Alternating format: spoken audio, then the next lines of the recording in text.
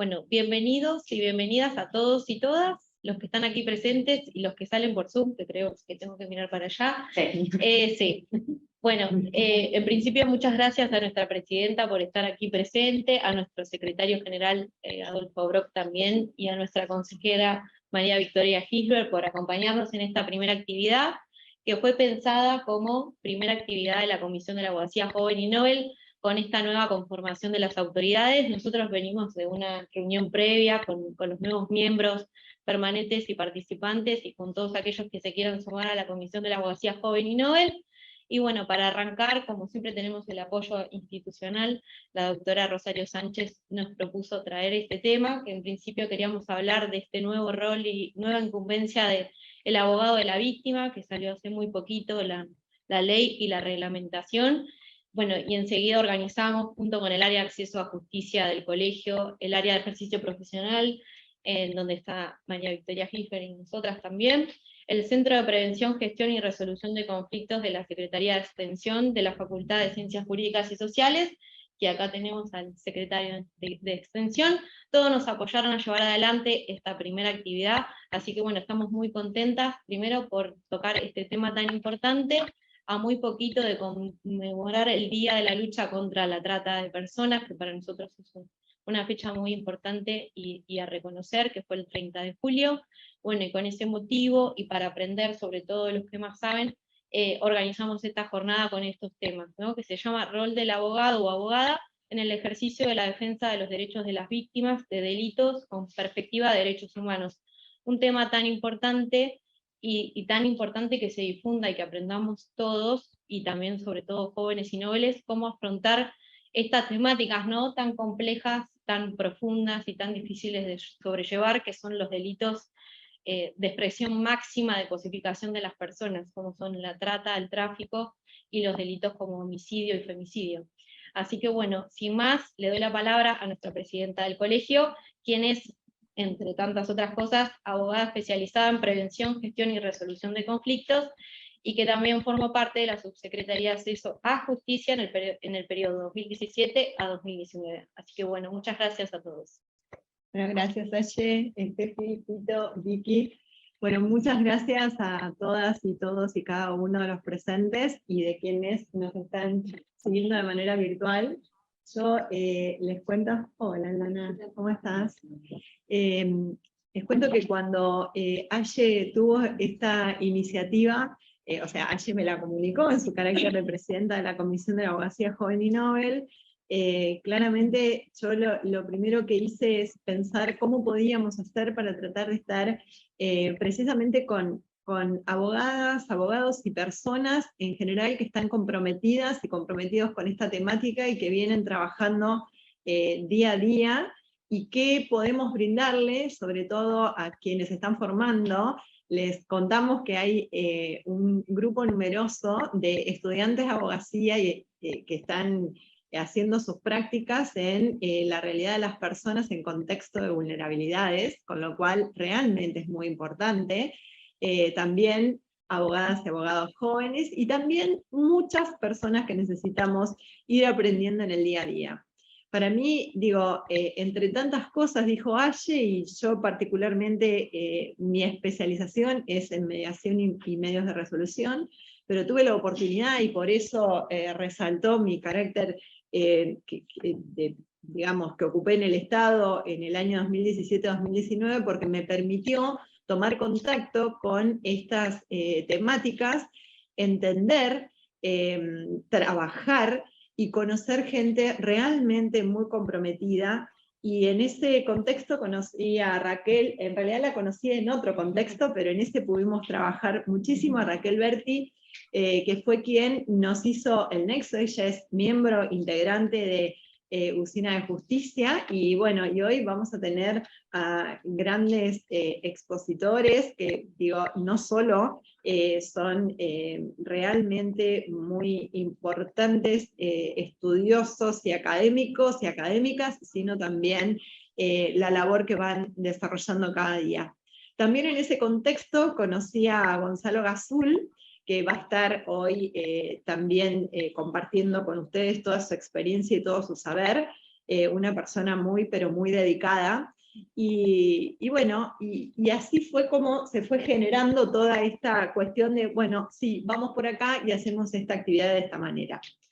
Les contamos que nosotros en el colegio tenemos varias áreas donde trabajamos el tema de vulnerabilidades. Una, como les contó muy bien Aye, es el área de acceso a justicia. Tenemos el programa de promoción de derechos de las víctimas, que está a cargo de Romina Nelly Perviu, que también es una abogada de la hostia, el compromiso que tiene. A mí me tocó trabajar con ella, y la verdad primero nos conocimos en una causa de familia, cada una representando a una de las partes, y después en este contexto. Algún día la van a escuchar también, porque ella tiene mucha trayectoria, y es el día de hoy que sigue trabajando la temática independientemente del colegio. Así que bueno, gracias Romy por estar. Y la tenemos a Aldana Jurado, que trabaja también de manera denodada este tema, porque bueno, es eso, es tener compromiso, tener empatía, y hoy está trabajando con víctimas, y a su vez tenemos el placer de que aceptó ser nuestra encargada, directora, presidenta del Consejo de Géneros, Diversidades y Disidencias. Así que realmente para nosotros y nosotras es un tema que nos preocupa y nos ocupa, y además yo digo, a veces cuando las cosas no nos pasan, creemos que le pasa al otro, que es una cuestión del otro. Y la verdad que a mí el trabajo que tuve me enseñó que todos y todas podemos estar en ese lugar, en ese contexto, y bueno, y eso creo que nos obliga a pensar qué es lo que podemos dar, no importa desde qué lugar estemos, porque digo, a mí en ese momento me tocó estar desde el lugar del Estado, donde claramente siempre el Estado es el que tiene que marcar las políticas públicas y demás. Pero también desde las instituciones, como es nuestra institución, podemos realizar muchas actividades de manera coordinada, conjunta, aportando, y es la forma, digamos. Uno en cada lugar que esté puede tener un compromiso. Y sin duda tiene que ver mucho cómo seamos como abogadas y abogados en el desarrollo de los procesos que, digo, ¿tenemos que saber derecho penal? Sí, tenemos que saber derecho penal, pero ¿es lo único? No, claramente no. Y eso es lo que estamos tratando de hacer desde la facultad, trabajando, y por eso están nuestros alumnos y alumnas hoy acá, y también tenemos otros programas. Creemos que la formación es absolutamente importante. Tenemos que dejar de ver un marco reduccionista donde veamos el conflicto solo desde la faz jurídica, sino que tenemos que poder ver la integralidad. Tenemos que poder trabajar con otras y otros profesionales de otras disciplinas. Tenemos que ampliar la mirada. Trabajar con personas en condición de vulnerabilidad, como son las víctimas de delitos graves, las víctimas de trata, requiere algo más que pensar en el objeto jurídico únicamente. Y es por eso que dijimos, bueno, vamos por acá, porque creemos que cada uno de nuestros días tenemos que reforzar el compromiso y ver cómo lo podemos implementar, y podemos ir aportando desde algún lugar, en este caso como una institución de la sociedad civil, ¿no? La verdad, me había preparado unas diapositivas, pero me parece mejor el mensaje que les puedo dejar es y que puedan ustedes escuchar a los que realmente saben, porque bueno, lo mío fue una experiencia, pero sí este es el mensaje para mí. La mirada integral, poder trabajar, o sea, nosotros tenemos que poder trabajar en un acceso a justicia amplio, con una mirada absolutamente holística, donde no solo nos enfoquemos en cómo resolver el problema, sino también en cómo prevenir y en cómo hacer un seguimiento. Es fundamental las tres patas: el tema de la prevención, el tema de la asistencia y el tema del seguimiento. En cualquiera de esas tres fases que nos toque trabajar como operadoras o operadores de conflictos, Bueno, tenemos que estar pensando en o la otra, poniéndonos en su lugar. Miren, yo trabajé, comencé este trabajo que ayer les decía, en abril del 2017 y me fui el 9 de diciembre del 2019. Trabajé todos los días de mi vida, todos es todos. ¿Y saben por qué? Porque víctima se es en cualquier momento y en cualquier lugar. No hay feriados, no hay fines de semana, no hay, es así. Y saben que si uno asume este rol, este compromiso, claramente es para dar lo máximo de uno. Porque sin duda, quien está en una situación de vulnerabilidad está peor que uno. Y si uno está asumiendo un rol, tiene que dar lo que tiene a su alcance. Y cuando digo lo que tiene a su alcance, también desde nuestro lugar de abogados y abogadas. Digo, a veces no pertenecemos a una institución, digo, pero tenemos herramientas, sabemos por dónde ir, podemos asesorar de una manera, digo, y eso es realmente el camino por donde nosotros queremos ir. Y bueno, y en este camino estamos trabajando desde el colegio. Para mí es sumamente importante, también desde la facultad, y por eso tenemos con Steph y Aye este programa de prácticas, donde la verdad agradecemos el grupo numeroso que ha asistido, siendo que ustedes tienen clases los lunes, así que muy bien. Y estamos convencidas y convencidos, obviamente que con la institución, la facultad, que si no sería imposible poder llevarlo adelante, pero también desde allí se piensa en este sentido y se desarrollan distintas prácticas. Así que mi invitación es a que disfruten este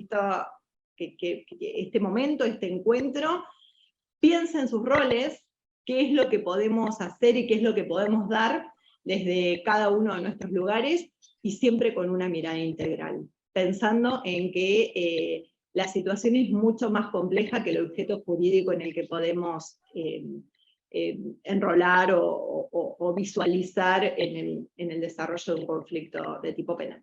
Así que, bueno, por mi parte es eso, agradecerles a los y las expositoras, y acá estamos para aprender junto a ustedes.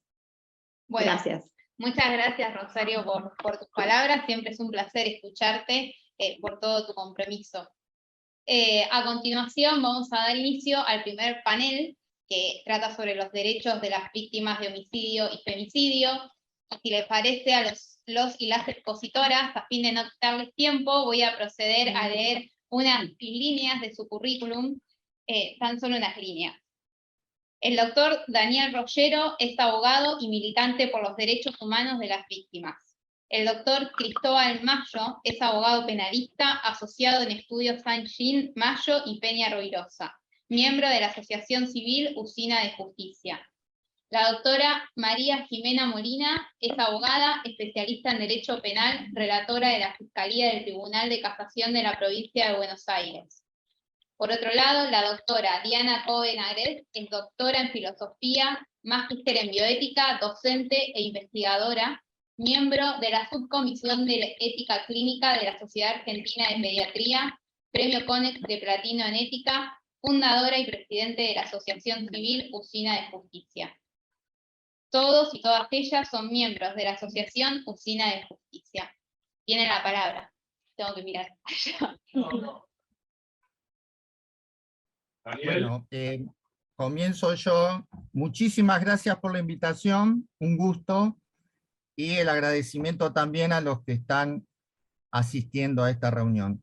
Mi tema es el del patrocinio letrado gratuito que le corresponde a las víctimas. Y vamos a hacer un paneo de derecho comparado y después la ley local, la ley de provincia y la ley de capital federal. Comenzamos. En el mundo hay 3 modos o modelos de asistencia jurídica. El sistema Judicare, que terceriza la asistencia, como es en Italia o España. El sistema Staff, que es a cargo del Estado, como en Estados Unidos. Y un sistema mixto, como en Reino Unido, Suecia u Holanda. En Europa, ya desde el año 2012 tienen la directiva 29. En su artículo 13 dice que el derecho a la justicia gratuita le corresponde a todos los ciudadanos de Europa, y que cada Estado debe garantizar a las víctimas el acceso a asistencia jurídica gratuita cuando tengan el estatuto de parte en el proceso penal, es decir, se constituyan como parte en el proceso. Las condiciones y normas procesales lo determinará cada derecho nacional, es decir, cada Estado miembro de la Unión Europea. En España, ya desde el artículo 119 de la Constitución se establece el derecho a la asistencia jurídica gratuita a nivel constitucional, y después lo reglamentaron a través de un artículo 2.1 del Real Decreto 3/2013, y lo discriminan de esta manera. Primero, asistencia jurídica gratuita en todos los casos de violencia de género, terrorismo y trata de seres humanos, para menores de edad y para personas con discapacidad intelectual o enfermedad mental, situaciones de abuso o maltrato, o cuando, en caso de víctima de homicidio, a sus causavientes, en tanto y cuanto el agresor no fuera uno de ellos, y también para víctimas de accidentes. En este caso, hace 10 días atrás, el Tribunal Constitucional amplió accidentes no solo de tráfico, como le dicen ellos, o de tránsito, como le decimos nosotros, sino que también para otros tipos de accidentes. En ese caso concreto hicieron lugar a una mala praxis médica. El resto de las víctimas deben solicitar el beneficio y será aprobado o no de acuerdo a si le corresponde por su condición económica. Y finalmente tienen una ley del año 1996, 10 de enero, de asistencia jurídica gratuita, que abarca también no solo a las personas físicas, sino a las personas jurídicas, siempre que acrediten carencia económica. Venimos a Latinoamérica. Ya desde hace exactamente 10 años, la Cumbre Judicial Iberoamericana dictó lo que se denomina la Carta Iberoamericana de Derechos Humanos de las Víctimas. En el artículo 7.1 hablan del derecho a representación legal gratuita, y dice: la víctima tiene derecho a asesoría y a representación legal gratuita a lo largo de todo el proceso judicial, de acuerdo con las legislaciones nacionales, siempre que se demuestre que no cuenta con los medios económicos para costearlo. Un ejemplo de países: México tiene muy desarrollada su ley de víctimas, realmente es un estatuto de las víctimas, y en el artículo 168 podemos leer que la víctima tiene derecho a solicitar a la comisión ejecutiva o comisión de víctima que se le proporcione un asesoramiento jurídico en caso de que no quiera o no pueda contratar un abogado particular. Y tiene el derecho también de que su abogado comparezca a todos los actos procesales en que la víctima sea requerida. Llegamos a Argentina. A nivel nacional, hace 5 años exactamente, se sancionó la ley de víctimas, la ley 27.372, que le dedica específicamente al tema del patrocinio los siguientes artículos. El artículo 11. La víctima tiene derecho a recibir gratuitamente el patrocinio jurídico que solicitara para ejercer sus derechos, y en su caso incluso para querellar, si por sus circunstancias personales se encontrara imposibilitado de solventarlo. ¿Sí? Estableció lo que se denomina un sistema multiagencia, porque creó 3 institutos. Creó el Cenavid, que ahora lo vamos a explicar, creó la Defensoría General de Víctimas a nivel nacional, y creó el Defensor Público de Víctimas. Ahora lo explicamos cada una de estas 3 agencias. Esto lo reglamenta el artículo 11 que acabamos de mencionar a través de su decreto 421 del 2018, y lo discrimina de la siguiente manera. El servicio de patrocinio jurídico gratuito será brindado, primero, en los delitos de competencia ordinaria por el organismo rector conforme a la determinación que realice o cada provincia o la Ciudad de Buenos Aires. Segundo, en los delitos de competencia federal estará a cargo de la Defensoría General de la Nación. Tercero, en los delitos de competencia ordinaria de la Justicia Nacional en Ciudad de Buenos Aires, será ejercido por la Defensoría General de la Nación hasta tanto finalice el proceso de transferencia de las competencias de nación a la ciudad. Y cuarto, en los casos de la ley 27.210 de violencia de género, el organismo encargado que se denomina a nivel nacional Cuerpo de Abogados y Abogadas para Víctimas de Violencia de Género. El Cenavid, de manera excepcional, puede brindar este servicio en los casos del primer inciso que mencionamos. Los requisitos de admisibilidad, es decir, a quién le corresponde o no, serán determinados en cada caso por el organismo, oficina o institución que brinde ese servicio, conforme a los protocolos que eventualmente se elaboren a dicho fin. Serán comunicados a toda la población, especialmente a las asociaciones de víctimas. El Cenavid establecerá, dice el decreto, puntos de enlace con la Defensoría General de la Nación para trabajar en conjunto. El segundo artículo es el 24 y dice que el Cenavid, es decir, el Centro de Asistencia a las Víctimas del Delito, tiene, según el inciso letra E, dice que le corresponde adoptar los cursos de acción necesarios para garantizar el patrocinio y la representación jurídica a la víctima, dando la intervención al Ministerio Público de la Defensa cuando corresponda. Asimismo, adoptará mecanismos de cooperación con colegios profesionales, instituciones educativas o instituciones académicas u otras asociaciones u organizaciones de la sociedad civil. La reglamentación de este artículo, que es el inciso E, dice: se le dará intervención al Ministerio Público de la Defensa en los casos que por protocolos sean derivados por la competencia federal y de las víctimas de delitos de competencia ordinaria de la Justicia Nacional correspondientes a las... Y se deberán suscribir acuerdos de cooperación con colegios profesionales, instituciones y demás. En esto repite el reglamento lo que ya dice el artículo. En el artículo 29 dice que se crearán 24 defensorías públicas de víctimas a nivel nacional, dentro de la órbita de la Defensoría General de la Nación. Y en el artículo 33 y último dice, reglamentando la ley orgánica del Ministerio Público de la Defensa, que será a cargo de la Defensoría en los casos de limitación de recursos económicos o de vulnerabilidad. Este concepto lo subrayo porque después lo vamos a ampliar. Y también tendrá en cuenta la gravedad de los hechos investigados.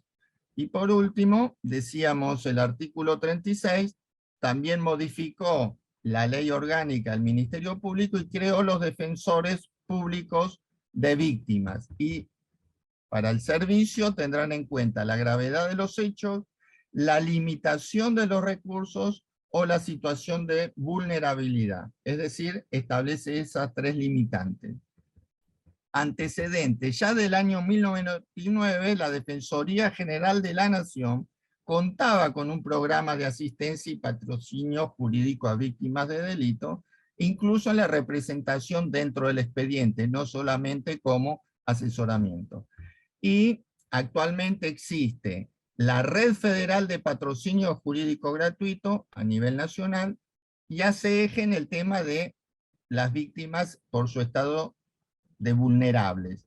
Y también se prevé un programa de asistencia y patrocinio jurídicos a las víctimas de delito definido justamente en el artículo que acabamos de ver, que es el 33 de la ley. Según el último informe de la Defensoría Nacional, de la Defensoría General de la Nación, informe 2021, correspondiente al año pasado, ingresaron o tomaron 93 causas, y con las que tienen de años anteriores, actualmente, por lo menos hasta el momento del informe, llevan adelante en todo el país 241 procesos judiciales. En cuanto a la designación de los defensores públicos de víctimas, hay 7 nombrados, 1 por la provincia de Buenos Aires, Catamarca, Chaco, La Pampa, Neuquén, Salta y Tierra del Fuego. En los otros ya se terminaron los concursos, pero por ahora no han sido nombrados.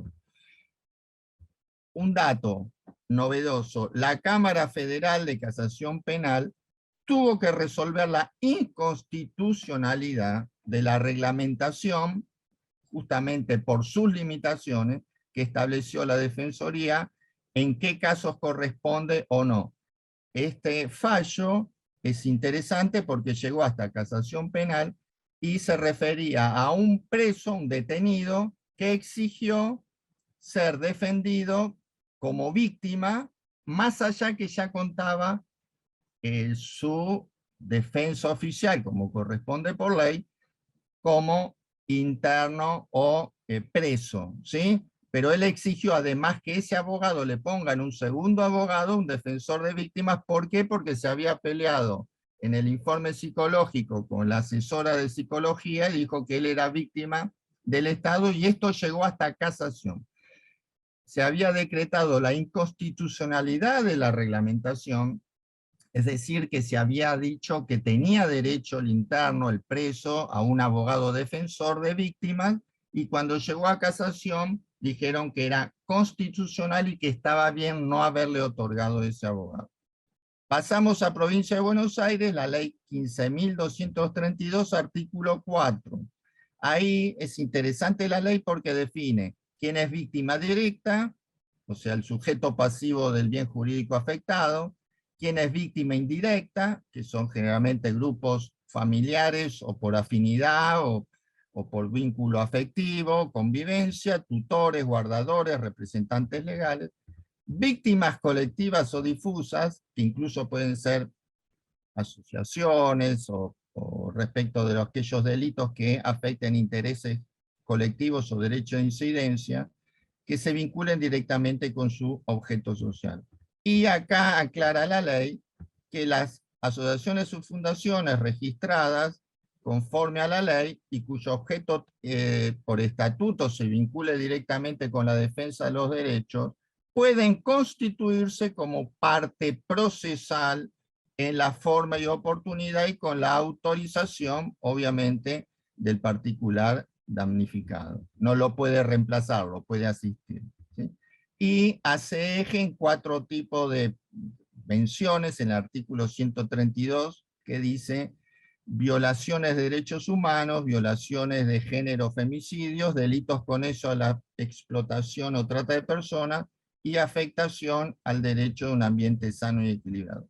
En el artículo 5 habla sobre el tratamiento y atención de las víctimas y dice en el inciso C el principio de gratuidad. ¿Y cómo lo define, cómo lo enmarca? Dice que tiene derecho a recibir gratuitamente patrocinio jurídico cuando por las circunstancias del hecho y por la situación de vulnerabilidad de la víctima se encuentre imposibilitado de afrontar los gastos que demande el patrocinio letrado. Acá vuelvo a hacer énfasis en el tema del que se entiende por estar en un estado de vulnerabilidad. En la reglamentación, que es el decreto 599 del 2021, en el inciso correspondiente dice que los servicios del patrocinio serán brindados en un marco que marca la ley, por supuesto, artículo 15 y concordante, y los requisitos de admisibilidad serán determinados en cada caso por la autoridad de aplicación conforme a protocolos de admisión que se elaboren a ese fin. Como dato, podemos decir que la provincia ha firmado con el Colegio de Abogados, esto fue el día 6 de junio, si mal no recuerdo, con el Colegio de Abogados de la provincia de Buenos Aires, y ya están en tratamiento, uno lo puede ver en la página web del colegio, para inscribirse a todos los abogados, ¿sí? Hay una serie de requisitos, pero inscribirse como potenciales abogados de las víctimas, ¿sí? En el artículo 9 dice que se entenderá por el tema de ser vulnerable en razón de edad, género, preferencia, orientación sexual, etnia, condición de discapacidad o cualquier otra análoga, y en esos casos se debe dispensar atención especializada en los siguientes tipos de delitos: contra la vida, contra la integridad sexual, cometidos por una asociación ilícita, organización criminal, o delitos en razón de género. Y el artículo 15 dice que se crea en el ámbito de la provincia la figura específica de abogado de la víctima, ¿sí? En el artículo 16 se crea el registro de abogados en el ámbito del colegio de la provincia de Buenos Aires, y esto es lo que le mencionaba recién. El 6 de junio, Colproba, o sea, el colegio de la provincia, suscribió el convenio con el Ministerio de Justicia y Derechos Humanos. Como dato, en el ejercicio de la profesión, quien se hace cargo de los honorarios obviamente no es la víctima desde ya, sino que el colegio, a través del convenio del Ministerio de Justicia, y exigirá una inscripción, la realización de un curso obligatorio y tener en la matrícula 3 años de antigüedad. Cuando se reglamentó esto, dice específicamente, para que no quede duda, los honorarios serán a cargo del Estado provincial. En el artículo 24 se modifica el Código Procesal de la provincia y se estableció el derecho a recibir gratuitamente el patrocinio jurídico cuando, insisto, circunstancias de hecho, vulnerabilidad de la víctima, tercero, que estén imposibilitadas de afrontar los gastos. En provincia hay muchos organismos, ya desde antes de la ley, que se dedican a la asistencia de la víctima en diferentes grados y categorías. Están los CABAJ, que dependen del Ministerio de Justicia de provincia, están los CAJ, que dependen del Ministerio de Justicia de Nación, y están los CAV, que corresponden al Ministerio Público de la provincia. También están las casas de justicia, y en otros aspectos incluimos las asesorías de menores e incapaces, ¿sí? Existe por creación normativa el Consejo de Personas Víctimas de Delito, y existe también el Observatorio de Víctimas de Delito. Y finalmente, para terminar, mencionamos la ley 6115 de Cava, que modificó el Código Procesal y estableció el patrocinio jurídico gratuito en los siguientes delitos: caso de delito contra la vida, contra la libertad, contra la integridad sexual, o si tuviera por resultado la muerte del ofendido para los causavientes. En otro tipo de delito solamente será gratuito por carencia de recursos y por encontrarse imposibilitado de solventar.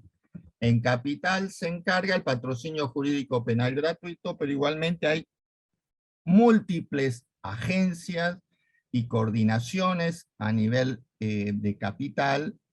Cuando uno entra en la página y ve eso, dice, bueno, habría que ordenarlo de alguna manera, pero hay múltiples organismos e instancias. Y termino con lo siguiente: definición de qué se considera por vulnerabilidad. Esto está definido en las 100 reglas de Brasilia, artículo 5, párrafo 11, ¿sí? Que fue adoptado en la Argentina por la Corte Suprema, según acordada 5, ya desde el año 2009.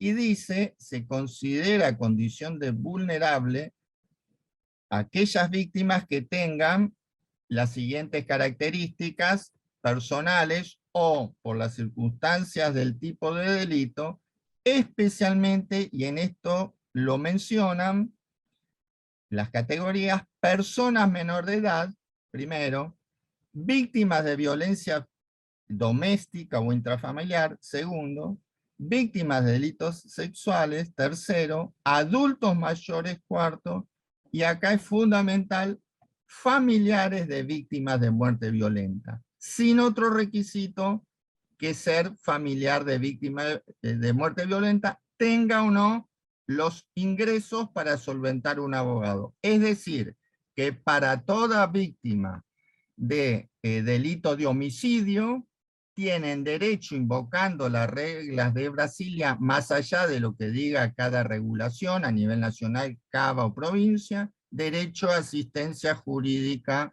gratuita. Bueno, eso es todo. Muchísimas gracias.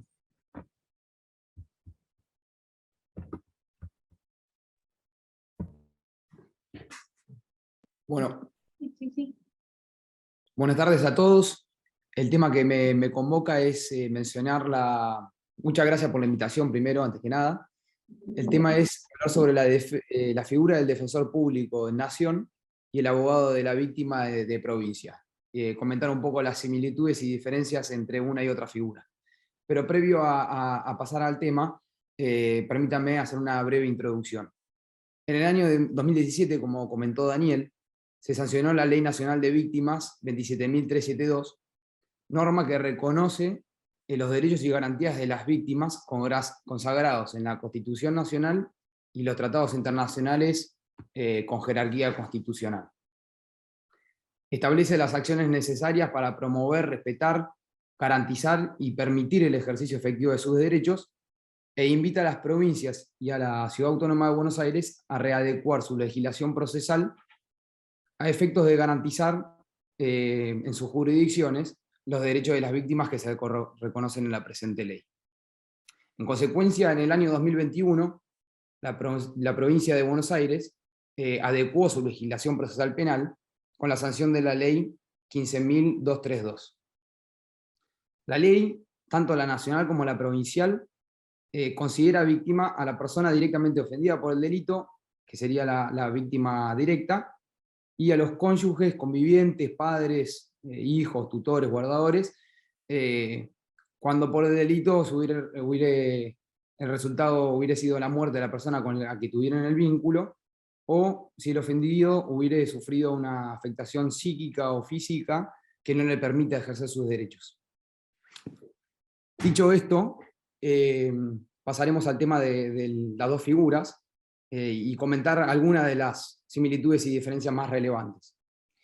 En primer lugar, es necesario señalar que tanto la figura de defensor público de la víctima, creada en el plano nacional por la ley 27.372, y el abogado de la víctima, creada en el plano nacional de la provincia de Buenos Aires por la ley 15.232, la función principal de ambas es ejercer la asistencia técnica y el patrocinio jurídico gratuito de las víctimas de los delitos en los procesos penales, permitiendo de ese modo el ejercicio efectivo de sus derechos, tales como el asesoramiento, el acceso a la justicia, la reparación, celeridad, etcétera, que se encuentran en la Constitución Nacional y en los tratados internacionales de derechos humanos, en lo que el Estado Nacional es parte.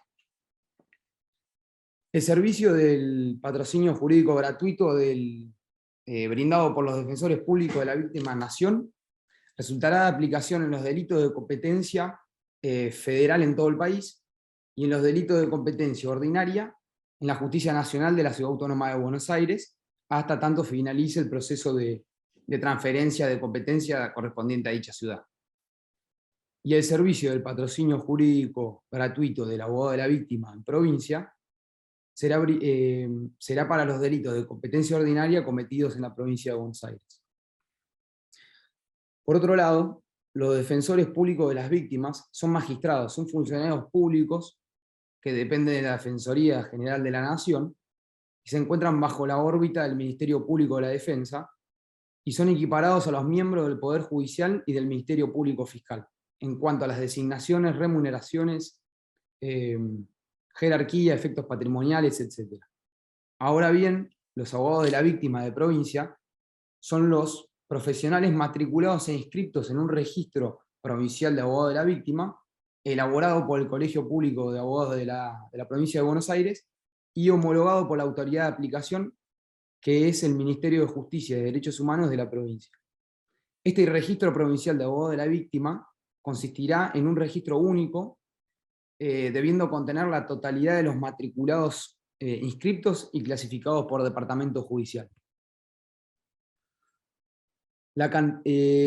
Fueron creados, en el ámbito nacional, fueron creados 24 cargos de defensor público de las víctimas, uno para cada provincia, y se estableció que los actuales secretarios y prosecretarios letrados se transforman en defensores públicos coadyuvantes para colaborar con los defensores públicos de víctimas en el ejercicio de sus funciones, con el fin de asegurar la efectiva prestación del servicio.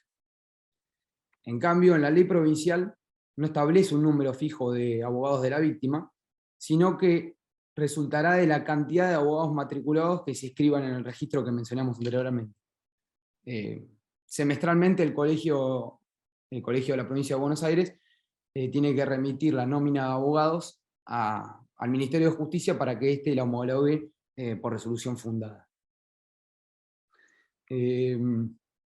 Bueno, los defensores públicos de la víctima, nación, las designaciones se efectúan mediante concurso público de oposición y antecedentes, del cual surgirá la terna de candidatos que presenta el Defensor General de la Nación al Poder Ejecutivo, y este elegirá el candidato cuyo nombramiento requiere la mayoría simple de los presentes del Senado.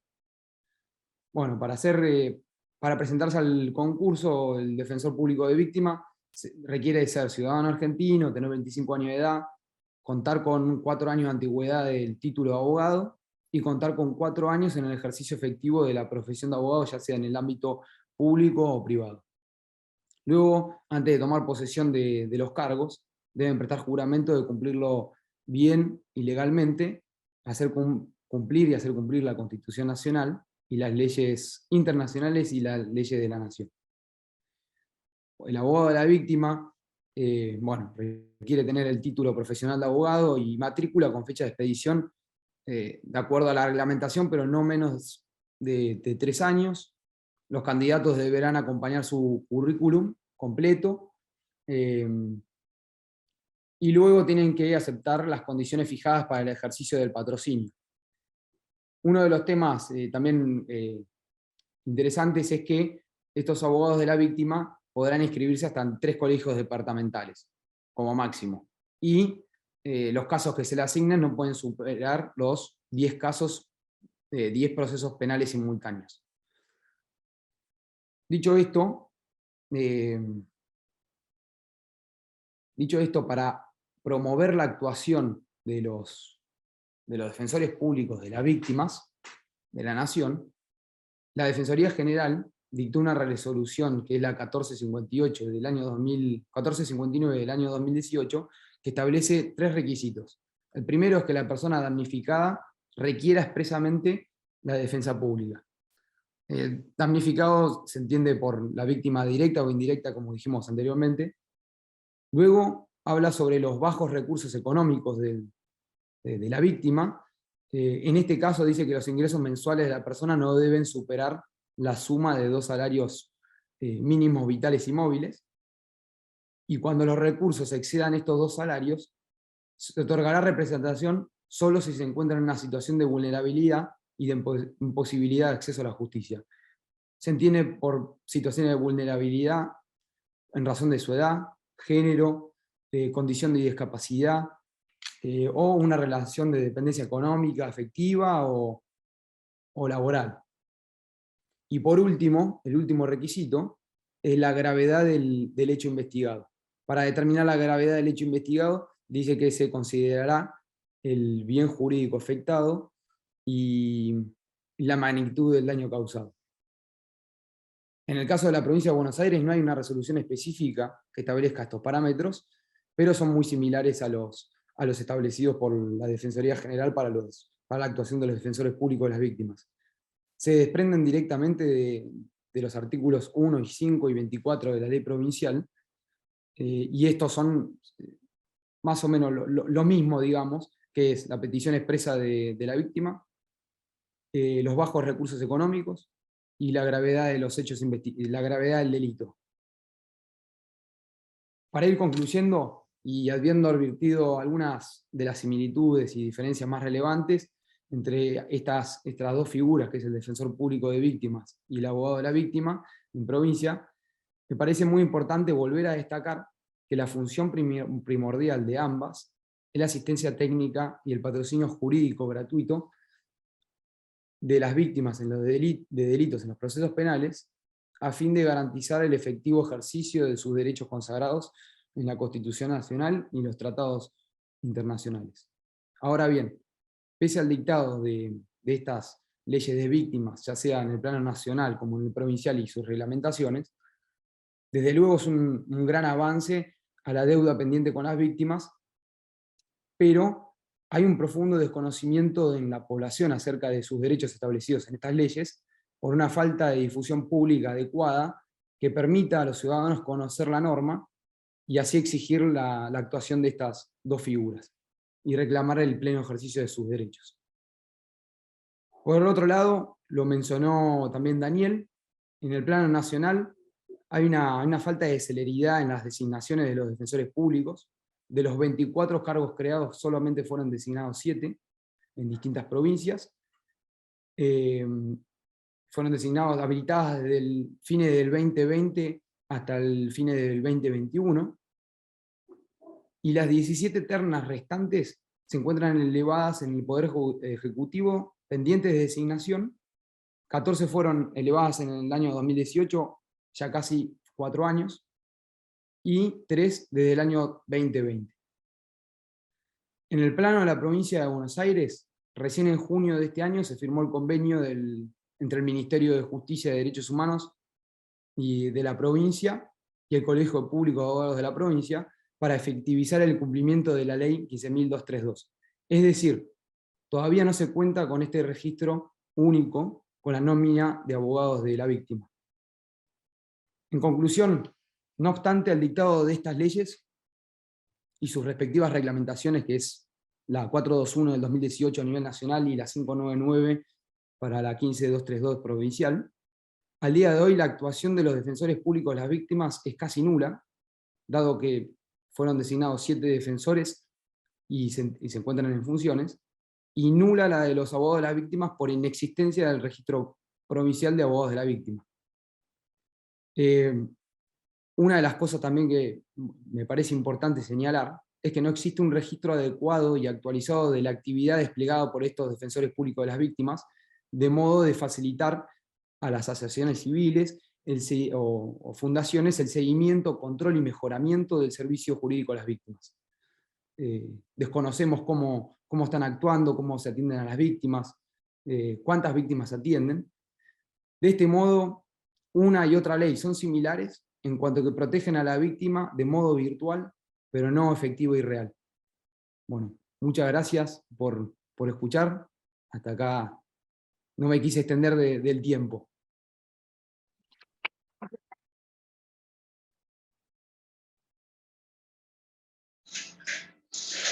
Bueno, sigo con el orden.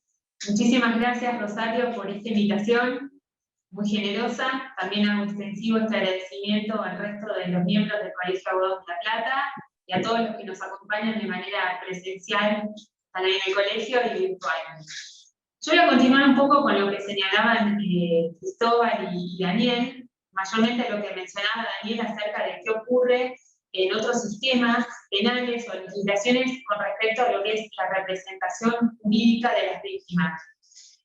Un caso interesante es el de la Corte Internacional de Justicia, o Tribunal Internacional de La Haya, bueno, porque allí las víctimas son libres de elegir la representación legal, siempre que ese representante legal haya trabajado durante 10 años, como haya, digamos, desempeñado su profesión durante 10 años en materia penal, y cuando una víctima o un grupo de víctimas no puedan solventar los gastos de esa representación legal, entonces es la Corte la que le va a brindar esa representación jurídica.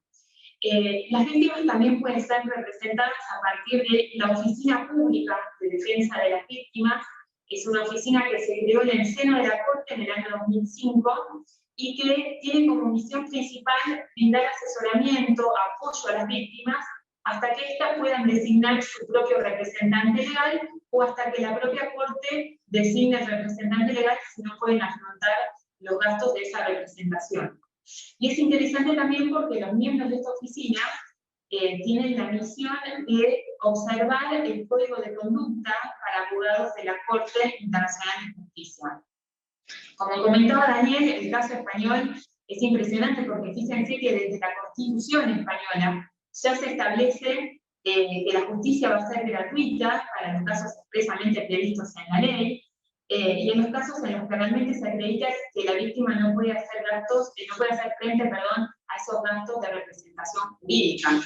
El caso español también es interesante porque cuenta con un estatuto de la víctima de delito, que es el Estatuto 4/2015, donde se establecen, además de todos los derechos y garantías de las víctimas, una serie de artículos en los cuales expresamente está previsto cómo se lleva adelante esa representación jurídica gratuita. Y, por supuesto, se establece que toda víctima tiene derecho a acceso a una representación jurídica, a una asistencia legal, y basta con que haga una solicitud de reconocimiento del derecho a la asistencia gratuita, que lo puede hacer a través de la Oficina de Asistencia a las Víctimas o a través de los funcionarios judiciales. En ambos casos, tanto la Oficina de Asistencia a la Víctima como los funcionarios judiciales deben remitir el caso a los colegios profesionales correspondientes. Y de hecho hay una ley también en España, que es la 1 de 1996, que establece, no solamente refuerza este deber de asistencia jurídica gratuita a las víctimas, sino que establece todo lo relacionado con cómo se va a llevar adelante esa representación legal por parte de los colegios profesionales. Otro caso emblemático que mencionaba Daniel, que es muy interesante para destacar y tener en cuenta, es el mexicano. Pensemos que en México han sido en Latinoamérica pioneros en lo que es la investigación y el estudio de la víctima como tal. De hecho, los manuales más importantes de victimología surgen de México. Y en el año 2013, México tiene, a partir de ese año, tiene la Ley General de Víctimas. De hecho, la representación legal de las víctimas se lleva adelante a partir de la figura del asesor jurídico federal para las víctimas, que funciona dentro de una asesoría jurídica. Esa asesoría jurídica federal está conformada no solamente por el asesor jurídico, es decir, el que va a brindar representación legal a las víctimas, sino además por un cuerpo de profesionales de diferentes disciplinas y áreas, a los fines siempre de brindar un apoyo y asesoramiento a la víctima desde diferentes áreas. Es este aporte interdisciplinario del que hablaba Rosario al principio de la charla. Esta asesoría jurídica además cuenta con una junta directiva, con entidades administrativas, es decir, con toda una serie de organigrama muy interesante y muy organizado. Y a nivel nacional, como mencionaban también Daniel y Cristóbal, está el Defensor Nacional de Víctimas, el abogado de la víctima en Provincia de Buenos Aires, y están estas dos entidades que son el Cuerpo de Abogados para Víctimas de Violencia de Género, que ya venía funcionando previo a las leyes de víctimas, que fue creado en el año 2015. Es interesante porque este cuerpo brinda patrocinio jurídico gratuito, como comentaba Daniel, a las víctimas de abuso sexual, ya sean niños o adolescentes, y en los casos de violencia doméstica. Y en este caso son los centros de acceso a la justicia, o los CAC, los que van a derivar los casos a este cuerpo de abogados. Y este mismo CAC, estos centros de acceso a justicia de nación, son los que también derivan casos a la Red Federal de Patrocinio Jurídico Gratuito, que es una iniciativa que tiene como finalidad brindar asistencia jurídica a aquellas víctimas que necesiten acceso a diferentes poderes judiciales del país. Está integrada por profesionales de la matrícula, por universidades y por ONG. Más allá de estos ejemplos puntuales que yo menciono, no quiero terminar mi intervención sin dejar de mencionar mínimamente qué es lo que está en juego acá. ¿Por qué estamos donde estamos? ¿Por qué tiene que existir una figura del abogado de la víctima? ¿Por qué tuvieron que sancionarse leyes de víctimas que expliquen qué es una víctima o cuáles son sus derechos y garantías? ¿Por qué existe paralelamente una jurisprudencia o incluso funcionarios judiciales que hacen caso omiso a los derechos y garantías de las víctimas? Las respuestas podrían rastrearse a través de dos procesos. Un proceso ancestral, porque pensemos que la víctima desde la Edad Media, es decir, desde la baja Edad Media, fue cordera apartada del conflicto, de la contienda judicial. En esa época se consideraba que cualquier hecho delictivo, cualquier hecho delictivo que se cometía, significaba una infracción a la ley, al Estado, al soberano. Es más, la creación en el año 1215 del derecho penal público, en el Concilio Laterano, reforzó esta concepción. Y la víctima, aquel que realmente había sufrido una lesión, un menoscabo a su bien jurídico protegido, quedó en el ostracismo total, en lo que llamamos el verdadero convidado de piedra. Y esta situación se mantuvo durante muchísimos años. De hecho, recién a principios del siglo XX se realizaron estudios formales y científicos de la víctima como tal, se produce el surgimiento de la victimología, y en la década del 60 fue gracias a movimientos sociales, que incluso hasta el día de hoy son los que han reclamado y ejercido presión para que la víctima sea reconocida como un verdadero sujeto procesal con los derechos y garantías que le son propios. El segundo proceso que puede explicar este apartamiento de la víctima de la escena procesal es la existencia de una ideología completamente nociva, completamente perjudicial, que modé, que es el abolicionismo penal, que fue importado por Zaffaroni, que no ha hecho más que generar estragos en los claustros de las universidades y en la justicia penal. Podría profundizarse mucho más en estos procesos, pero no me quiero extender en mi exposición, y mi intención es simplemente ilustrar mínimamente en dónde nos encontrábamos, en dónde nos encontramos actualmente y hacia dónde queremos ir. Creo que todos los que estamos aquí deseamos que a partir de ahora no existan más víctimas ausentes en el proceso penal y sobre todo que carezcan de una representación legal. Sin dudas el desafío será que brindarles el mejor apoyo, el mejor asesoramiento jurídico, que el abogado de la víctima realmente tenga una capacitación como corresponde, completa, hecha conciencia, y siempre teniendo como brújula la defensa y el resguardo de los derechos y garantías de las víctimas de delito. Muchas gracias.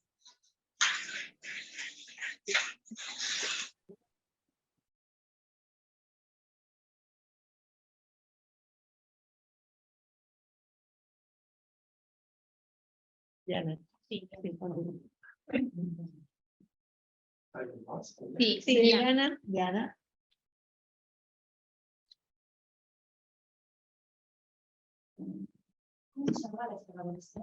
María Jimena Molina. Ahora sí, ahora sí, estaba muteada.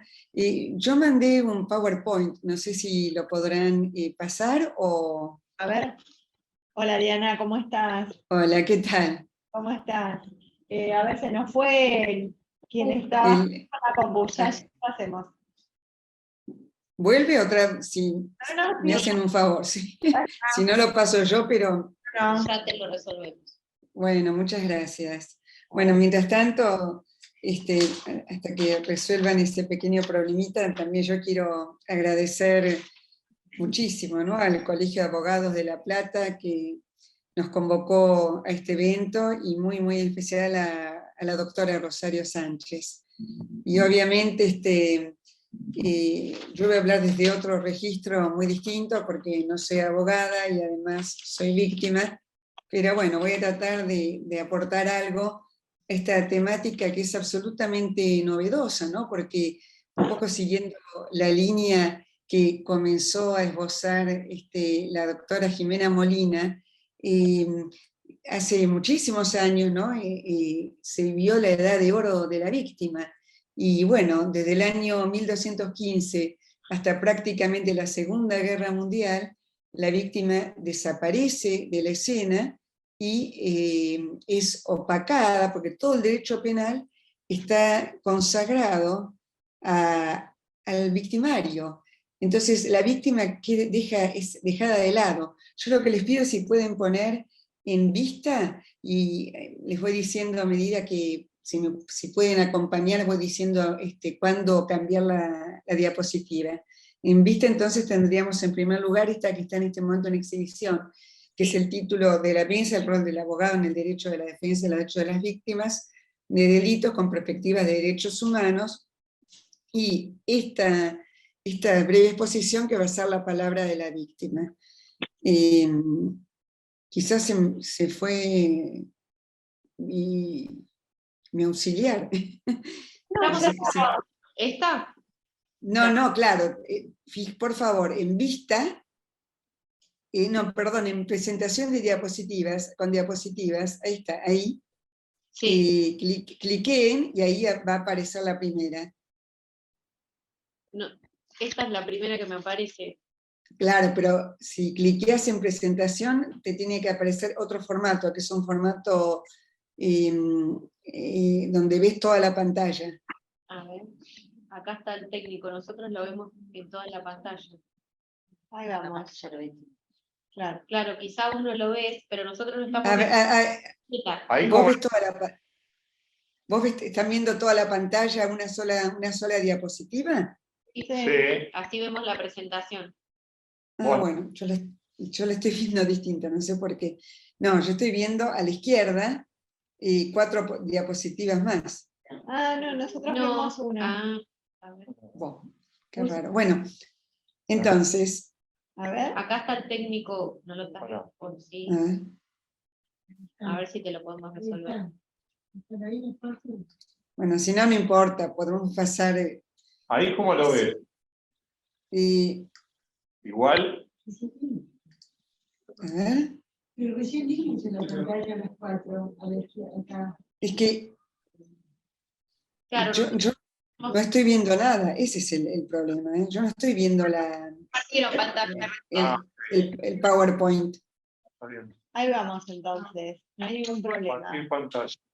Bueno, acá me dicen la gente que está compartiendo este evento que no se está compartiendo. Bueno, entonces ahí, en presentación con diapositivas, si cliquean ahí, tiene que aparecer solamente este símbolo de la justicia. Sí, de acá lo vemos como presentación. ¿Ahí lo están viendo? No. Bueno, acá me dicen que se ve bien. Yo veo solamente la primera diapositiva y a la izquierda la serie consecutiva. Claro, vemos 4, es lo que dice acá la gente que nos acompaña. Nosotros a ver, un segundito. Bueno, lamento muchísimo haber retrasado todo esto, realmente. No te preocupes. Vamos a tratar de resolverlo, estas cosas siempre pasan cuando estamos con estas manos. Lo que pasa es que tienen que cliquear en la computadora, yo no veo que esté el cursor cliqueando la presentación con diapositivas, ahí arriba, ahí a la derecha, bueno, no, atrás. Ahí está, exactamente, animaciones, presentación, ahí está.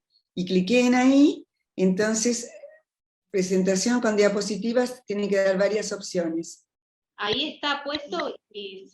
Vayan de nuevo como estaban recién, la presentación de diapositivas. Ahí, cliquea por favor ahí. Sí. Ahí está, donde dice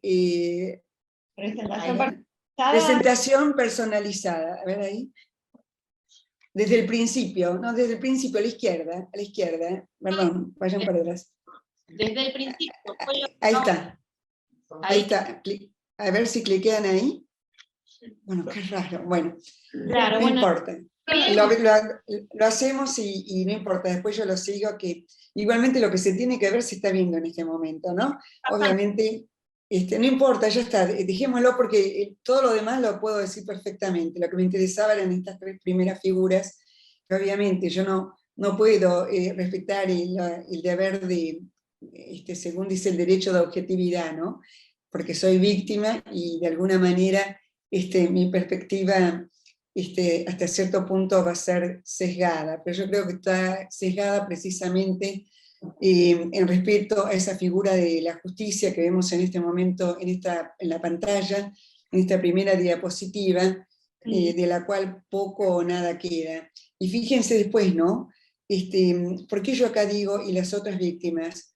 Porque si bien toda la charla va a tratar sobre las víctimas en general, nosotros sabemos que por una cuestión histórica, víctimas fundamentalmente han sido las víctimas de la tenebrosa época de la dictadura, Tanto es así que cuando en el año 1985 se elaboró una declaración de los derechos humanos de las víctimas de delito y de abuso de poder, poco tiempo después, todo lo que ordenaba, no era vinculante, ¿no? Pero todo lo que se declaraba en esa norma no vinculante de soft law, se cumplió para las víctimas de abuso de poder, pero no se cumplió para las víctimas de delito común. De ahí esta foto, ¿no? O sea, ¿qué pasa con todas las demás víctimas? ¿Por qué a lo largo de los años, desde el año 85 hasta el año 2015, tuvieron que pasar 30 años para que se nos reconociera nuestra identidad, aun cuando esa identidad pueda ser incluso transitoria para algunos? En la segunda diapositiva, claro, yo hablo de nuestra injusta justicia, ¿no? Porque la realidad es que cuando nosotros, como víctimas de distintos delitos, vemos no solamente que se privilegian a las víctimas de abuso de poder, sino que además se privilegia al victimario, porque el victimario cuenta con un abogado que lo representa, porque muchas veces el fiscal está a favor del victimario y sobresee la causa, o incluso pide una pena mínima, e incluso a veces el juez también está a favor del victimario. Entonces fíjense, ¿no?, que hay 3 representantes de la justicia que se encuentran a favor del victimario, mientras que la víctima está sola, tiene orfandad procesal. Pero además, para peor, la víctima de repente es arrojada a un universo de sentido, a un universo con un léxico y con un registro que no puede llegar a comprender.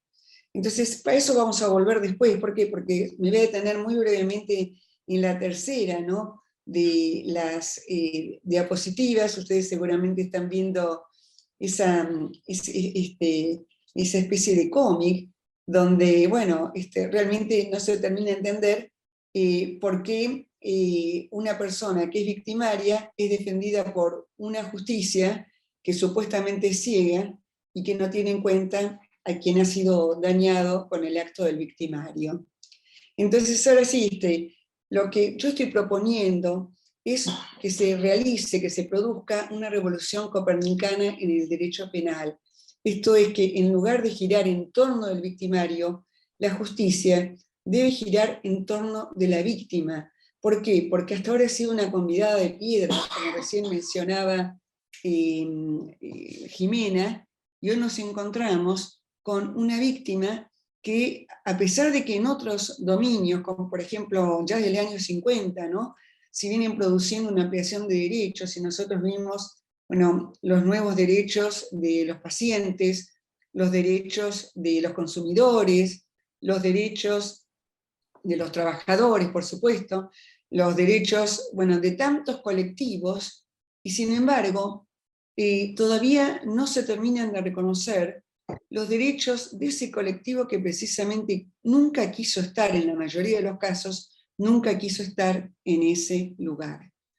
Por eso entonces me voy a volver a una anécdota en realidad personal que me ocurrió a mí una vez estando en un canal de televisión, que me llamaron para discutir, entre otros temas, el tema de la víctima, y me encuentro discutiendo al final del programa, ¿no? Termina el programa, se apagan las luces, y en realidad era una discusión que ya había empezado en el programa mismo. Y me encuentro frente a un sociólogo muy conocido, que tiene incluso una empresa de políticas públicas, ¿no?, donde hace encuestas, un encuestador, y me pongo a discutir con él. En realidad era sobre la eficacia de las tobilleras, ¿no?, que yo le decía que muchas veces esas tobilleras se ponían en las patas de las sillas, y de esa manera la persona que estaba supuestamente con una medida alternativa a la prisión se escapaba y podía seguir cometiendo delitos. Entonces esta persona me dijo algo que a mí no solamente me golpeó, sino que además me dejó pensando, y a partir de lo cual realmente le agradezco porque fue un motor para poder producir. Él me dijo un poco así despectivamente, ¿no? Con ese gesto, me dice, bueno, mejor no sigamos hablando porque no se puede hablar desde el dolor. Entonces yo ahí me pregunté, ¿pero cómo? ¿Acaso no se puede hablar desde el dolor? ¿Pero por qué? ¿Acaso las obras humanas, ¿no? Desde la piedad de Miguel Ángel hasta las reivindicaciones de género y las reivindicaciones de las madres de Plaza de Mayo en su sentido más prístino, ¿no? Cuando comenzaron, ¿acaso no eran reivindicaciones que nacían de un dolor? ¿Acaso se puede pensar en una gran obra humana o incluso una pequeña obra que no esté mediada por el dolor y los dolores de la propia vida? Entonces ahí me puse a investigar y encontré un libro, que es una pena que no se pueda pasar la diapositiva, pero después se puede subir, les voy a pedir que la suban a YouTube, ¿no? De una filósofa americana, estadounidense, no, perdón, del Reino Unido, que se llama Miranda Fricker. Y el libro se llama Injusticia epistémica. Y realmente es un libro apasionante, porque ella, a pesar de partir de cuestiones de género, nos presenta unas distinciones con las cuales cualquier víctima de cualquier índole se puede perfectamente identificar inmediatamente. ¿Por qué? Porque ella empieza hablando de la justicia, de la injusticia hermenéutica. Un segundito, por favor. Perdón, de la injusticia testimonial. Y cito cómo la define Miranda Fricker. Ella dice que la injusticia testimonial se padece toda vez que un oyente, debido a un prejuicio identitario que juzga a las personas por su pertenencia a un grupo social, no le reconoce al hablante la credibilidad de la cual, en otras circunstancias, gozaría. Bueno, fíjense que esto ilustra perfectamente lo que me pasó con el sociólogo. Es decir, él me dijo, bueno, no se puede hablar desde el dolor. Y de alguna manera me quitó toda credibilidad. Ni siquiera escuchó lo que yo le estaba diciendo. Y por eso es muy importante para mí poder decir esto en esta serie de conferencias. ¿Por qué? Porque estamos hablando del abogado de la víctima. Y el abogado de la víctima, en su sentido extensivo, es también el fiscal, es también el juez, y es también todo abogado que pueda de alguna manera que pueda escuchar a la víctima desde ese otro lugar, y no desde el lugar con el que ha sido formado desde épocas inmemoriales, con ese oído que solamente, es decir, a esos oídos de los cuales solamente uno escucha, y que es el que escucha al victimario. Entonces fíjense que lo que está diciéndose acá es que, como este abogado, lo ilustro con el abogado porque es la mejor manera de entenderlo, por el solo hecho de yo pertenecer al colectivo de las víctimas, entonces él sufrió de un prejuicio identitario por su propia identidad, que me juzgó de una manera que por pertenecer a un determinado grupo no me tenía por qué reconocer a mí como hablante la credibilidad de la cual en cualquier otro contexto yo gozo. Entonces fíjense que esto realmente es una especie como de problemática que es ineludible, que se da en muchas circunstancias y que lamentablemente tenemos que empezar a visibilizar. Es decir, ¿por qué a la víctima se la juzga desde otro marco, desde otro lugar? Y en segundo lugar, Miranda Fricker también habla de la injusticia, ya no de la testimonial, es decir, de cuando se da un testimonio, sino de lo que ella llama la injusticia hermenéutica, que tiene que ver con la interpretación, y que por lo general precede a la testimonial, a la injusticia testimonial. ¿Cuándo se produce la injusticia hermenéutica? Se produce cuando un grupo, por lo general marginado, entiéndase entonces en su momento, bueno, las víctimas de violencia contra la integridad sexual, las víctimas en su momento del terrorismo de Estado, las víctimas de la inseguridad. Es decir, cualquier grupo generalmente marginado carece de los recursos de interpretación con los que cuentan los grupos poderosos y, en consecuencia, el primer grupo, es decir, ese grupo marginado, ese grupo vulnerable, se encuentra en una situación de desventaja en cuanto no puede comprender sus propias experiencias sociales. De más está decir que en la medida en que una persona no puede comprender su propia experiencia, tampoco puede transmitirla a otros.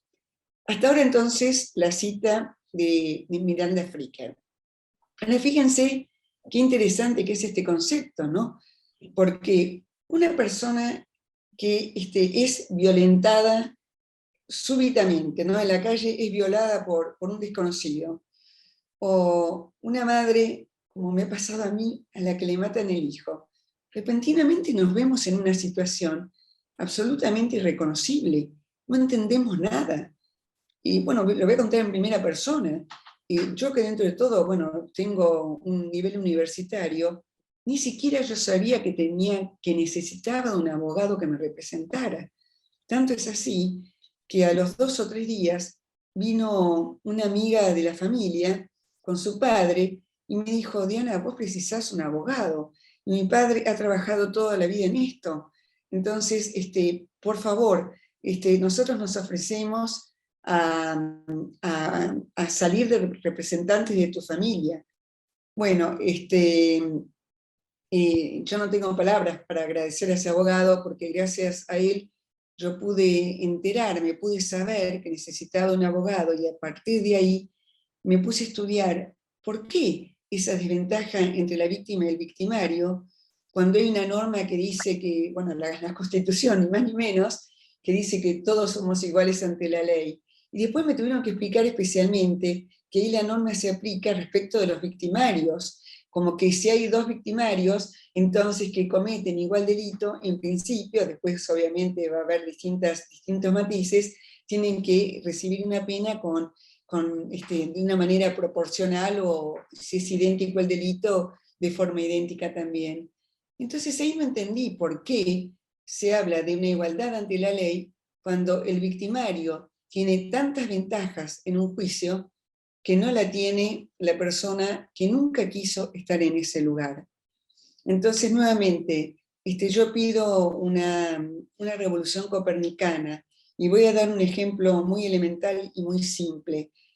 Todavía no entiendo por qué el famoso principio de la presunción de inocencia tiene una interpretación pero tan particular en la Argentina.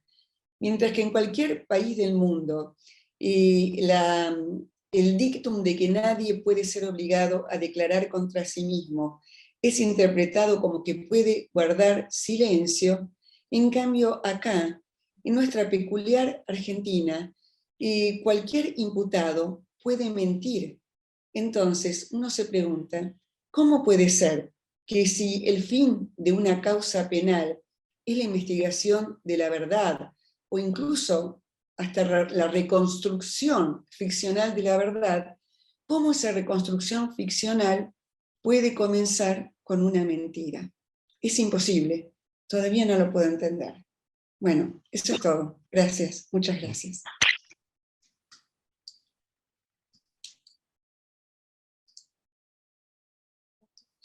Sí, muchísimas gracias a todos los y las miembros de Usina. La verdad que coincido plenamente en todos los planteos que están realizando, y claramente me quedo con esto último, Diana, porque el derecho lo podemos aprender, el poder ser empáticos y escuchar activamente cuesta y mucho. Y esto lo digo como empecé diciendo, empecé en la tarde de hoy, digamos, diciendo que el rol nuestro como profesionales de la abogacía debe ser ampliado y debemos tener una mirada integral. Así que muchísimas gracias a todos y todas las expositores de Usina. Y ahora sí, seguimos puntualmente con el tema de la víctima de trata. Bueno, muchísimas gracias. Vamos a pasar al segundo y último bloque, sobre trata y tráfico de personas. El doctor Gonzalo Gazul es abogado por la Universidad Nacional de Cuyo, diplomado en Derecho Penal y Procesal Penal por la Universidad de la Aconcagua, especialista en Derecho Penal por la Universidad de Mendoza y magíster en Derecho Penal por la Universidad de Sevilla. Es profesor del módulo Trata de Personas en el Diplomado en Género y Diversidad de la Universidad de la Aconcagua. Actualmente se desempeña como secretario de la Cámara Federal de Apelaciones de Mendoza. Fue el director provincial de lucha contra la trata de personas de la provincia de Buenos Aires y es miembro del Consejo Federal de lucha contra la trata de personas de la República Argentina. Doctor, le damos la palabra. Bueno, muchas gracias. No sé si se escucha bien. Sí, sí. Perfecto, Gonzalo. Bueno, muchas gracias. Primero que nada, agradecerle a la doctora Rosario Sánchez, una gran amiga y una excelente profesional, la cual estimo muchísimo. Agradecer al equipo ahí que está sentado en la mesa. Y bueno, la verdad que me llevo mucho más de lo que vine a dar. Felicitaciones a todos los expositores de Usina Justicia. La verdad que sumamente enriquecedor. Diana, te felicito. Gracias por tu aporte. Y obviamente a todos los anteriores doctores y abogados, expusieron con una claridad meridiana todo lo que tiene que ver con el rol del abogado, de la víctima, el camino recorrido hasta el momento y también lo que falta. Fueron muy claros en la cantidad de defensores de la víctima que todavía faltan de designar, y eso cómo influye en el tratamiento de las causas en el día a día en las provincias donde no ha sido designado el defensor, ¿no? Así que bueno, muy agradecido a la organización y muy agradecido a los anteriores expositores. Yo simplemente quiero abordar un tema que a mí me apasiona y he trabajado bastante, que es el tema de la trata de personas. Claramente hay una víctima muy especial, muy específica en este delito y que merece una atención especial. Una de las patas de esa atención obviamente es la asistencia jurídica, la asistencia letrada. Como decía Diana, la víctima a partir del delito empiece un devenir de un proceso judicial, la cual nunca quiso estar, pero sí o sí tiene que estar y tiene que ser parte, entonces tiene que ser debidamente asesorada, escuchada y atendida en ese devenir jurídico, porque para la víctima el proceso penal que se lleva adelante en contra del victimario es muy importante, fundamentalmente en cuanto hablo de la víctima de trata, para restablecer un nuevo proyecto de vida. Así que bueno, en ese devenir a mí siempre me gusta empezar a hablar y contextualizar lo que es la trata de personas. Y yo digo, siempre me gusta decir que la trata de personas es una de las peores formas de violencia que se puede ejercer contra un ser humano. Es la denominada esclavitud del siglo XXI, e importa convertir a una persona en una cosa y someterla con ella al comercio, y explotarla las veces que el victimario desee o que la víctima soporte. Y como esclavitud, yo siempre digo que la trata la debemos abordar desde una perspectiva de derechos humanos, o sea, desde el prisma de los derechos humanos, para que justipreciemos siempre desde ese lugar lo que padece la víctima y los graves perjuicios que ha provocado el victimario. Y como esclavitud se sustenta en el derecho o en el principio de la propiedad. ¿Qué significa? Que las víctimas son propiedad de los tratantes, que las víctimas son propiedad de los explotadores, que las víctimas son propiedad de los proxenetas. Y a partir de ello, la víctima, convirtiendo a la persona en una cosa, atenta contra la dignidad humana, atenta contra su propia condición de ser. Con lo cual fragiliza el derecho a la vida, fragiliza el derecho a la libertad, fragiliza el derecho a la integridad física, psíquica, fragiliza el derecho a la salud, fragiliza el derecho hasta un trabajo digno. Y por eso es que el atentado, que es tan grande a sus derechos humanos, merece una atención especial. Ahora bien, cuando analizamos la trata de personas, me gusta también entender desde el punto de vista estadístico que hacemos referencia, porque esto por ahí nos muestra la especial atención que merece este flagelo a nivel mundial, ya que ninguna región del mundo está exenta a este flagelo. ya sea como país de origen, destino o tránsito, la mayoría de las regiones del mundo o de los países del mundo están involucrados en lo que es hoy la trata de personas, la trata de seres humanos. ¿Cuáles son las 3 condiciones que favorecen la trata en forma más amplia, ¿no? Y más general? Por un lado, las dificultades económicas a nivel mundial producen el desplazamiento humano, y esto implica, ¿no es cierto?, que haya más personas que sean vulnerables a ser explotadas. Por ejemplo, la grave crisis económica en Venezuela expulsó a más de 8 millones de venezolanos. Otra de las columnas que favorecen o propagan la trata de personas son los conflictos armados. Y finalmente, como está sucediendo ahora en Ucrania en mayor medida, pero obviamente todo lo que fue Siria, etc. Y tenemos también como tercer gran elemento que implica o favorece o que expulsa a personas a la clandestinidad, lo que eso lleva a ser víctima o posible víctima de trata, es los conflictos a la migración legal. Todos aquellos conflictos que importa la migración legal, por ejemplo, el ingreso a la Unión Europea de manera legal, expulsa o lleva a las personas a que tengan que recurrir al tráfico de personas, que después se convierte en verdaderas tratas de seres humanos. Bien.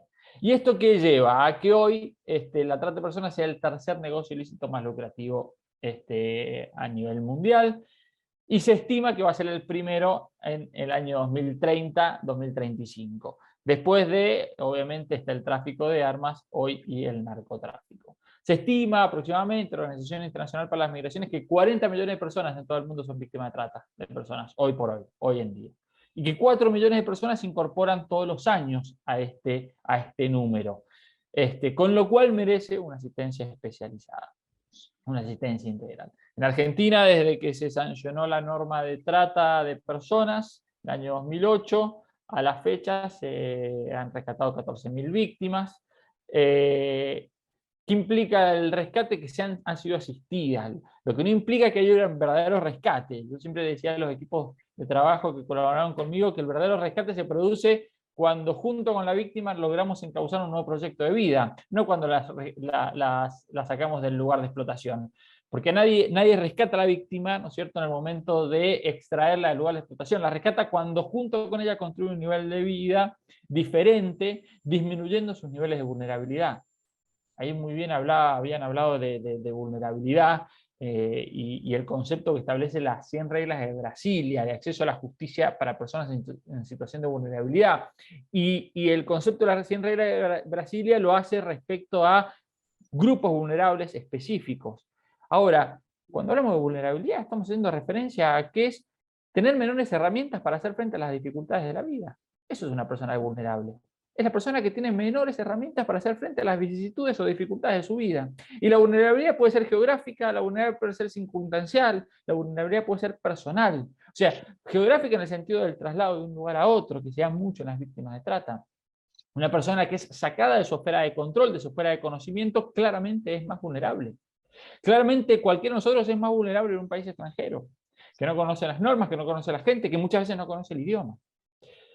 Otra de las vulnerabilidades es la vulnerabilidad circunstancial. Hay ciertas circunstancias en nuestra vida que nos transforman en más vulnerables. Ser víctima de un delito, una crisis económica, la pérdida del trabajo. Claramente esa situación circunstancialmente en mi vida me coloca, ¿no es cierto?, con menos herramientas para hacer frente a las dificultades. Y están las vulnerabilidades personales, que tienen que ver fundamentalmente con las que hacen a mi condición de persona, mi niñez, mi condición de, en algunos casos, ¿no es cierto?, mi condición de mujer, de ancianidad, o condiciones, por ejemplo, de discapacidad. Desde la asistencia lo que se tiene que hacer es disminuir estos niveles de vulnerabilidad. Y junto con la víctima tratar de empezar a lograr concretar o construir un nuevo proyecto de vida. Y cuando hablo de las víctimas de trata, lo primero que hay que hacer es que se identifique la persona como víctima. En otros delitos es muy fácil identificarse como víctima. Cuando ha muerto un familiar, cuando he sido víctima de alguna cuestión que tiene que ver contra la integridad sexual, etc. La víctima de trata es una víctima que en principio no se considera víctima, y desde que entró al lugar de explotación se le alecciona el testimonio para que ella sea parte del sistema y consienta esa acción, ese grave atentado contra su persona. Entonces es importante primero que se identifique como víctima, claramente que se identifique como víctima, y una vez que se ha identificado como víctima, ahí sí empezar un nuevo camino, ¿no es cierto?, que tiene que ver con la asistencia integral e interdisciplinaria. Ahora bien, cuando hablamos de trata de personas, y como todo abogado me gusta tener en cuenta cuáles son los, y teniendo en cuenta que es un flagelo mundial, cuáles son los instrumentos internacionales en la materia. Y yo siempre califico 3 antecedentes. La Declaración Universal de Derechos Humanos del 48, que establece que nadie será sometido a esclavitud ni a servidumbre y prohíbe, ¿no es cierto?, la esclavitud. La Convención para la Supresión de la Trata de Personas del 49, esta convención de 1949 lo que hace unifica instrumentos anteriores y sobre todo unifica el concepto. Ya no se va a hablar más de trata de personas o trata de esclavos, se va a hablar de trata de blancas o trata de esclavos, se va a hablar de trata de personas o trata de seres humanos. Y finalmente, obviamente, en lo que hace a nuestra región, la Convención Americana de Derechos Humanos, que establece en su artículo 6, inciso 1, que nadie será sometido a esclavitud o servidumbre, y prohíbe claramente la trata de personas.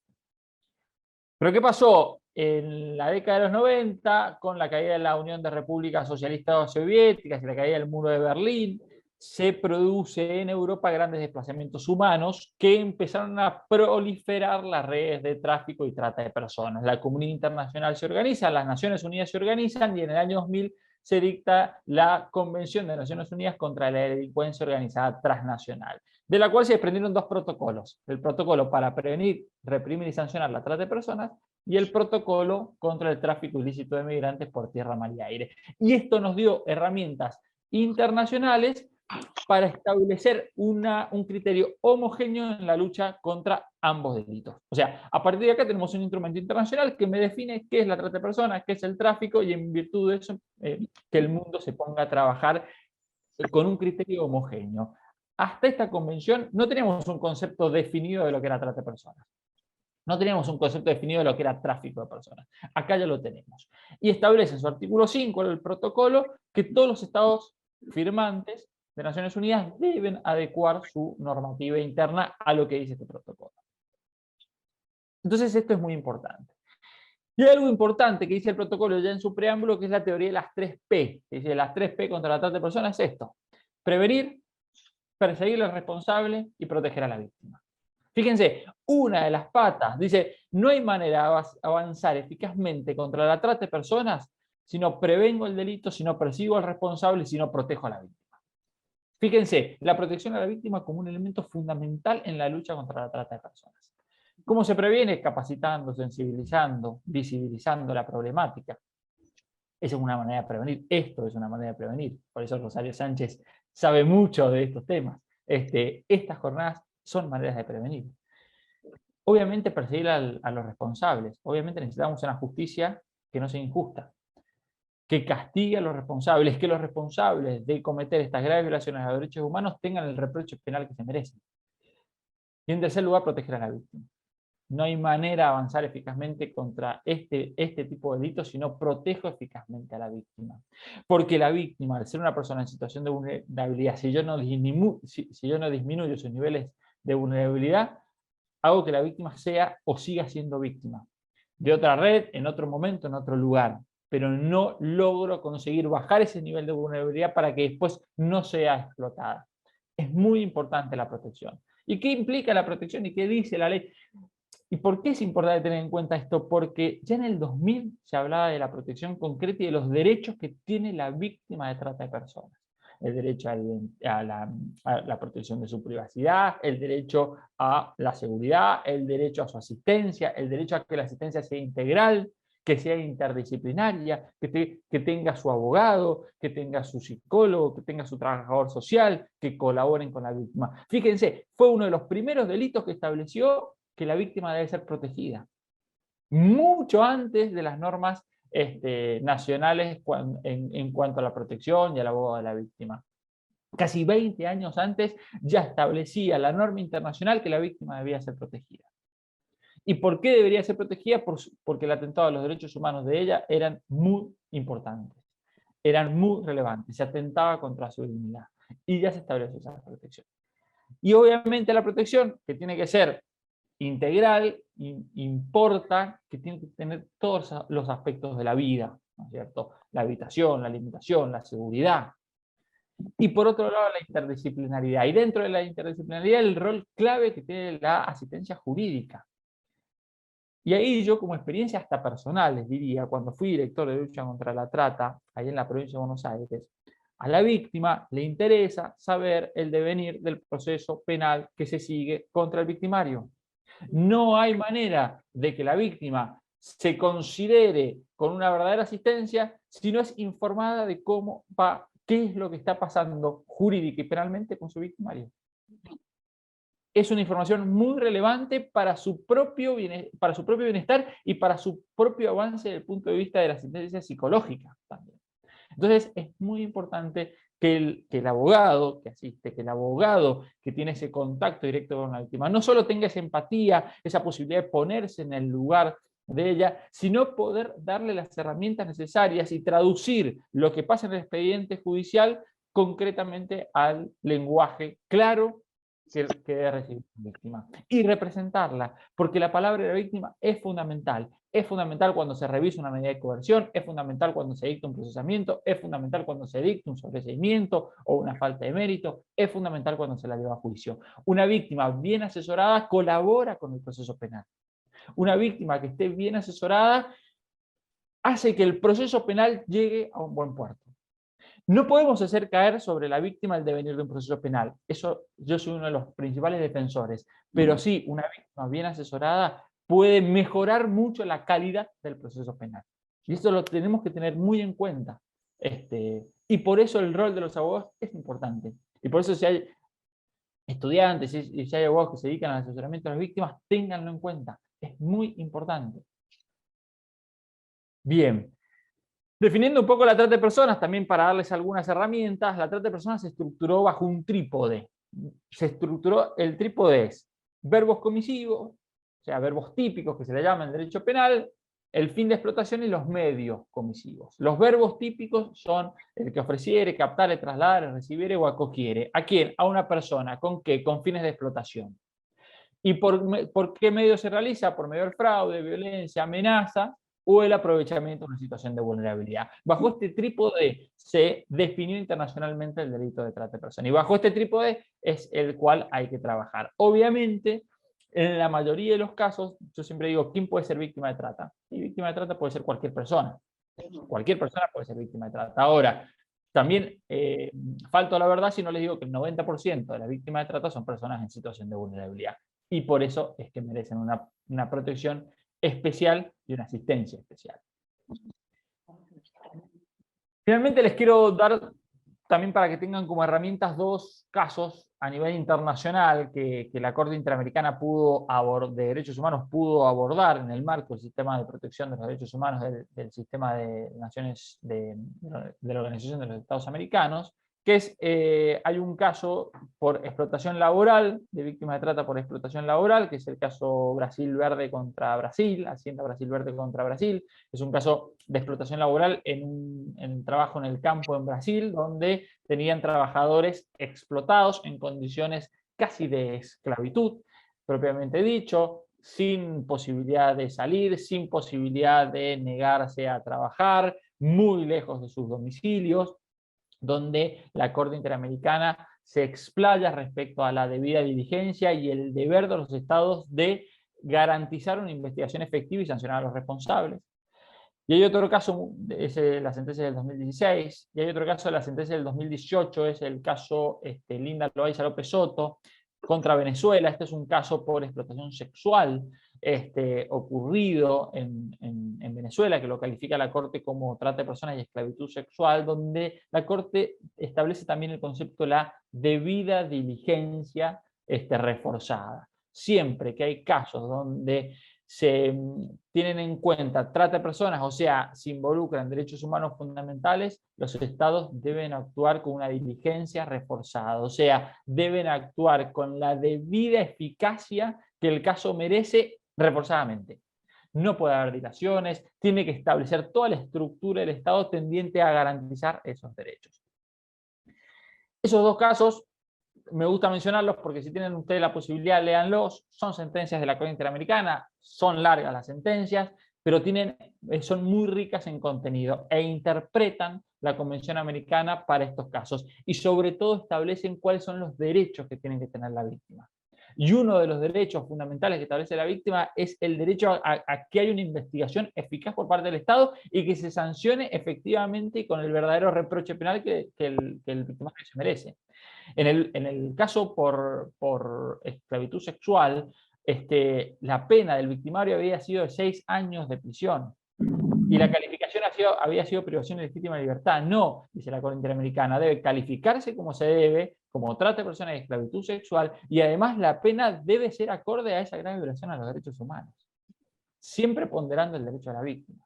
El derecho a la víctima que en el sistema interamericano también fue valorado y fue cambiado en el estatuto.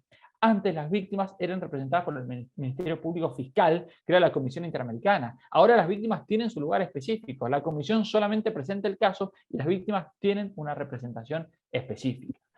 Entonces es importante tener estas herramientas e irlas bajando al derecho local, al derecho interno. Finalmente, me gustaría... Hay un tema que yo siempre abordo desde que lo vengo trabajando y ha sido objeto de mi tesis de máster en Sevilla, en España y todo, que tiene que ver, y es objeto de mi tesis doctoral actual, que tiene que ver con, dentro de ese entramado criminoso de la trata de personas, también hay un convidado de piedra, que es el cliente, que es aquella persona que utiliza los servicios prestados por las redes de trata de personas. Y el análisis que se hace es que de un delito, uno puede ser el autor, o sea, puede ser el que tiene el dominio del hecho, o puede ser partícipe, aquella persona que colabora para que el hecho se produzca de una determinada o cual manera. Miren de qué manera participa el cliente cuando estamos hablando de que el delito de trata importa convertir a una persona en una cosa. ¿Y esa cosa para qué? Para someterla al comercio, con un nivel de ganancias de 150.000 millones de dólares anuales calculados para la trata de personas. ¿Qué rol fundamental cumple el cliente? Y este cliente no tiene ningún reproche penal en el proceso penal argentino. Y en el proceso penal chileno, en el proceso penal brasilero, en el proceso penal boliviano, y en el proceso penal español, italiano. Cuando su participación claramente es relevante, cuando si no tuviéramos o si prescindiéramos del cliente, el delito de trata no tendría razón de ser, no se podría consumar. Digo, ¿para qué habría ofrecimiento, recepción, captación o traslado de víctimas o de personas si no hay clientes? Sí, la famosa frase sin clientes no hay trata tiene mucho de cierto, y eso que se entendió desde la sociedad y se entendió desde algunos órganos del Estado no tuvo, ¿no es cierto?, la verdadera traducción dentro de nuestras sentencias y dentro del Poder Judicial. Por eso yo propongo, ¿no es cierto?, siempre y vengo proponiendo que el cliente sea, ¿no es cierto?, un partícipe criminal, sea un partícipe delictivo y tenga el reproche que se merece. Yo les agradezco mucho la participación, siempre me llevo mucho más de lo que dejo. Te agradezco mucho, Rosario, y a la mesa que está ahí tan importante, y bueno, y obviamente a mis compañeros de exposición de Usina de Justicia por habernos enriquecido. Me quedo a disposición. Yo también había preparado un Power, pero hablé sin Power, pero el Power se lo voy a mandar a Rosario por si se los quiere mandar. Tiene sobre todo las cuestiones de la Corte Interamericana y algunas cuestiones que por ahí les sirven a los efectos de los que quieran trabajar y abordar la temática de la trata de personas y la protección y la asistencia a la víctima. Bueno, muchas gracias. Bien.